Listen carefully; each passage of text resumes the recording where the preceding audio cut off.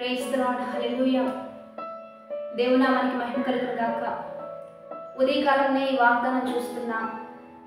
ప్రియ దేవుని బిడ్డలందరికీ ప్రభువైన యేసుక్రీస్తు నామం పేరిట ప్రత్యేకమైన వందనాలు. దేవుని బిడ్డలారా, ప్రతి ఉదయకాలం వాగ్దానం చూస్తూ ఉన్నారా?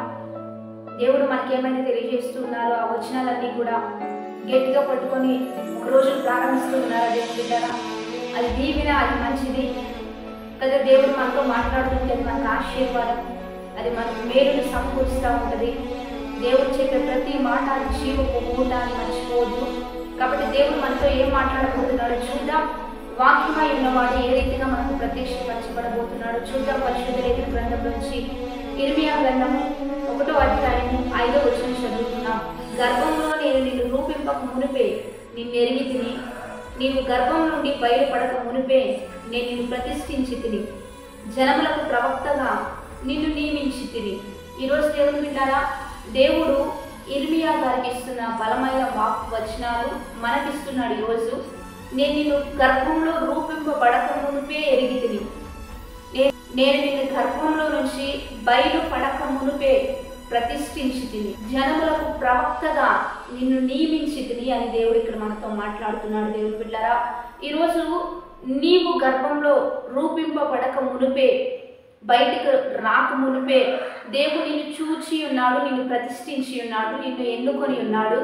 కాబట్టి ఇక్కడ ఇర్మియాతో దేవుడు అంటున్నాడు, నేను నీకు ఏ మాటలైతే బయలుపరిచానో, ఎవరి యొద్దకు పంపిస్తూ ఉన్నానో ఆ వాక్కులన్నీ వారికి తెలియచేయమంటున్నప్పుడు ఇక్కడ ఇర్మియా ఏమని అంటున్నాడంటే, నేను బాలుడను, భయపడుతున్నాడు, నా వలన కాదయ్యా అంటున్నప్పుడు దేవుడు అంటున్నాడు, బాలుడన అనవద్దు, నేను నీకు తోడై ఉన్నాను, ప్రతి విషయాన్ని నేను నీకు నడిపిస్తూ ఉంటాను కనుక ప్రతిదీ తెలియజేయమని చెప్తున్నాడు.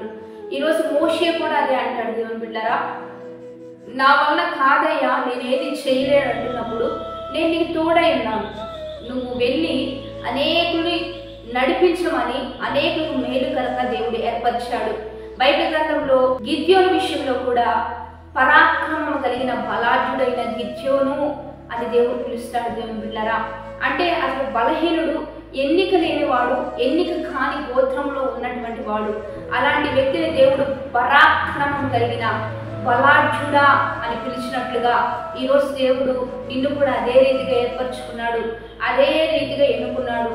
మీరు ప్రారంభించే ఏ వృత్తులైనా, ఏ వ్యాపారాలైనా, ఏ ఉద్యోగమైనా, చదువైనా, అది ఏ విషయమైనా దేవుడు నీకు తోడై ఉండి నిన్ను గర్భంలో రూపింపబడక మునిపే నిన్ను ఏర్పరచుకొని నీ మీద తన దృష్టి ఉంచి ఆయన బిడ్డగా, ఆయన సొత్తైన జనాంగంగా నిన్ను ఏర్పరిచి ఉండగా ధైర్యం తెచ్చుకోవాలి, విశ్వాసంతో ముందుకు కొనసాగాలి. దేవుని యొక్క అత్యధికమైన ఆ కృప నిన్ను నడిపిస్తూ బలపరుస్తూ ఉండగా భయపడవద్దు, అధైర్యపడవద్దు, కృంగిపోవద్దు. మన బలహీనమే కానీ దేవుడు మనల్ని బలపరుస్తూ మనల్ని నడిపిస్తూ ముందుకు కొనసాగించిపోతూ ఉండగా ఏ విషయంలో కృంగిపోక ప్రతి విషయంలో బలపరచు దేవుడు అన్నాడు కనుక ప్రతి విషయాన్ని గట్టిగా పట్టుకొని ఆత్మీయంగా ముందుకు కొనసాగుదాం. ప్రతి విషయంలో మీరు ధైర్యంగా ముందుకు వెళ్ళండి. బలహీనుల ద్వారా దేవుడు గొప్ప కార్యాలు జరిగించాడు. పనికిరాని వారి ద్వారా కొన్ని ఘనమైన కార్యాలు దేవుడు జరిగించాడు కనుక మన ద్వారా కూడా దేవుడు జరిగిస్తాడు, చెయ్యగలడు, జరిగించగలడు, ముందుకు కొనసాగించగలడు. కాబట్టి విశ్వాసంతో ప్రారంభించండి, ఒక ధైర్యంతో ఒక స్టెప్ తీసుకోండి. అద్భుతంగా దేవుడు నాకు తోడై ఉన్నాడని ముందుకు కొనసాగండి. ప్రతి విషయంలో దేవుడు మిమ్మల్ని నడిపించి విజయోత్సాహంతో నింపబోతూ ఉండగా వాగ్దానాన్ని బట్టి ప్రార్థన చేద్దాం. పరిశుద్ధుడా, మహోన్నతుడా, గొప్ప దేవ, ఈ దినం మీరు మాకు ఇచ్చిన ఈ వాగ్దానాన్ని బట్టి మీకు మహిమ. ఎంతమందితో మీరు మాట్లాడుతున్నారు, ఈ వాక్ వచనాలన్నీ వారి పట్ల నెరవేర్పులోకి నడిపించాయా. ప్రతిష్ఠితమైన వారిగా, ఎన్నికైన వారిగా, ఘనమైన వారిగా, పరాక్రమం కలిగిన వారిగా ఒక్కొక్కరిని నింపండి. వారు అడుగుపెట్టే ప్రతి స్థలం దీవెనకరంగా, ఆశీర్వాదకరంగా, విజయోత్సాహంతో మీరు ఉండి నడిపించి భయపడక, అధైర్యపడక, కృంగిపోక ధైర్యంతో నింపి నడిపించి నీ నామానికి మహిమ తెచ్చుకోండి.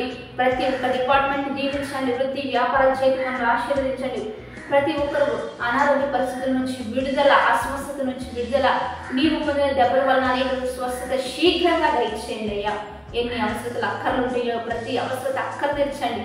నీ నామానికి మహిమకరంగా ఈరోజు బర్త్డేస్, మ్యారేజ్ డేస్ జరుపుకునే వారికి దీవెనలు ప్రకటిస్తూ, శుభములు ప్రకటిస్తూ మీరు ముందుకు కొనసాగించమని ప్రభువైన యేసుక్రీస్తు నామం పేరట అడిగి వేడుకొని ప్రార్థిస్తూ నామం గొప్ప తండ్రి, ఆమేన్.